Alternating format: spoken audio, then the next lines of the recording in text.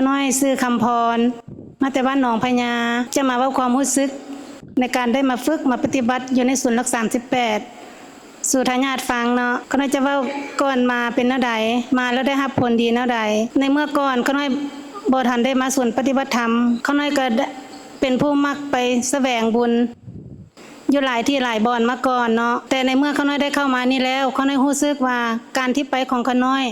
แต่ละที่ละบ่อนมันยังเฮ็ดให้ขาน้อยบ่ทันเข้าใจเลิกซึ่งต่อในการฝึกการปฏิบัติต่อการลดการพ้นจากความทุกข์ทั้งหลายทั้งปวงที่ผ่านมาการไปปฏิบัติของขาน้อยธรรมดาทุกปีที่บ่ทันมานี่ยามนี้ขาน้อยจะไปอยู่วัดประเทศไทยไปแต่ละครั้งก็5วัน6วันการปฏิบัติอยู่ที่นั่นก็ลุกตั้งแต่2 โมงขาน้อยก็ปฏิบัติได้เนาะแต่ว่ามาในที่นี้ขาน้อยเห็นว่าบ่เป็นการยุ่งยากในการฝึกการปฏิบัติเพราะว่าขาน้อยเคยผ่านมาแล้วเนาะการฝึกอยู่นี่ขาน้อยก็เห็นว่าสบายบ่มีความยุ่งยากปานใดในเมื่อก่อนขาน้อยก็เคยได้ไปไทยก็ได้อ่านสัจธรรมคำสอนแต่บ่เข้าใจในเมื่อได้มาอ่านอยู่นี่เนาะศูนย์รัก38เพิ่นพาปฏิบัติได้อ่านเป็นภาษาลาวล้วนๆก็เฮ็ดให้ขาน้อยเข้าใจหลายขึ้นแล้วขาน้อยก็ได้ตั้งอกตั้งใจมาฝึกมาปฏิบัติตามแนวทางของแม่พระแนะนำการฝึกของขาน้อยเห็นว่าได้ผลดีหลายในม้านี่มันขาน้อยมาด้วยความอยากรู้อยากแจ้งเนาะแต่มันก็บ่เที่ยงขาน้อยก็มีอาการเจ็บก็คือทายาทเห็นเนาะมีอาการเจ็บตาการเจ็บตาของขาน้อยมืดตึ๊บบ่เห็นหยังเลยเบื้องซ้ายแต่ขาน้อยก็บ่ได้ท้อถอยเนาะยังฝึกยังปฏิบัติอยู่แล้วขาน้อยก็ได้ถามแม่พระก็เลยบอกขาน้อยว่ามันมีเหตุมันจึงมีผลจังได๋มันก็ดีแม่พระก็บอกขาน้อยแบบนี้เนาะแต่ขาน้อยก็ตั้งใจฝึกตั้งใจขอเข้าปฏิบัตินำแม่พระเพื่อไปฝึกเพื่อไปปฏิบัติอาการดังกล่าวก็ยังบ่ดีขึ้นจนขาน้อยสิได้ผ่าตัดในที่สุดขาน้อยก็ปราศจากบ่ได้เนาะต้องไปทางโลกเพราะยังมีลูกยังให้ไปเนาะเขาน้อยไปทางโลกหมอสิให้เขาน้อยผ่าตัดตาแต่ข้อน้อยก็ยังบ่ทันได้ผ่าเถื่อต้องมาถามผ่าก่อนเพราะว่าเขาน้อยอยู่กับผ่าต้องถามผ่าว่ามันสิดีบ่หรือบ่ดีผ่าแม่ผ่าก็เลยแนะนำเขาน้อยว่าให้ปฏิบัติไปก่อนเขาน้อยก็เลยได้ตั้งใจปฏิบัติการปฏิบัติของเขาน้อยนั่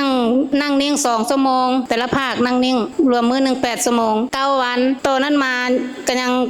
บ่ดีบ่มีอาการดีขึ้นเพราะแต่รู้สึกมันสว่างขึ้นนิดนึงเขาน่าก็ยังได้ขอข้อแนะนำแม่ผ้าอีกแม่ผ้าเลยบอกว่าให้เข้าเข่งเดือนหนึ่งเกือบเป็น2 เดือนเพิ่นให้เขาน้อยแล้วจังค่อยไปผ่าตัดหมอนัดเขาน้อยก็เลยไปกวดแล้วก็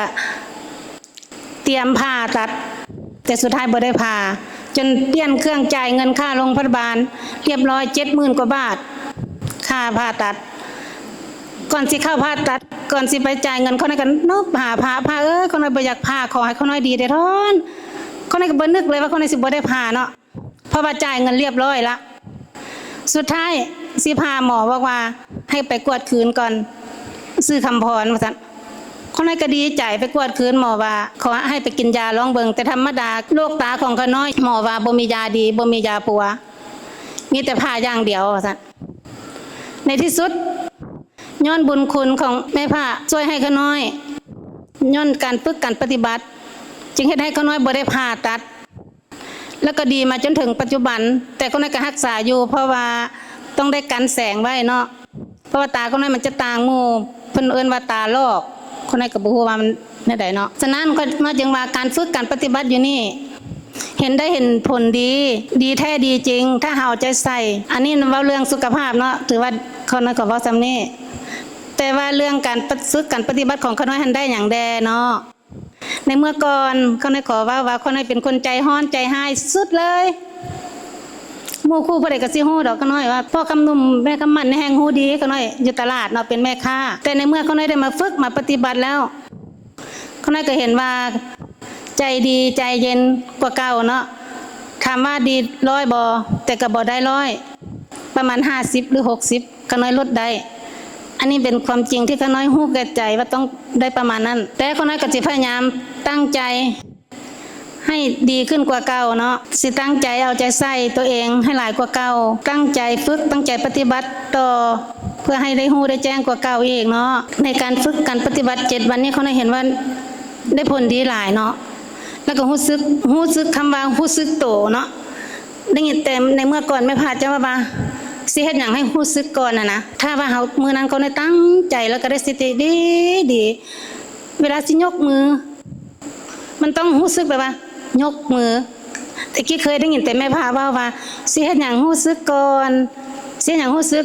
ก็ฮู้ไปซั่นแหละแต่ว่ามามีมื้อนึงเขาได้รู้สึกเต็มบอกแพงขึ้นมันต้องบอกเขาก่อนโลดว่าแพงมือขึ้น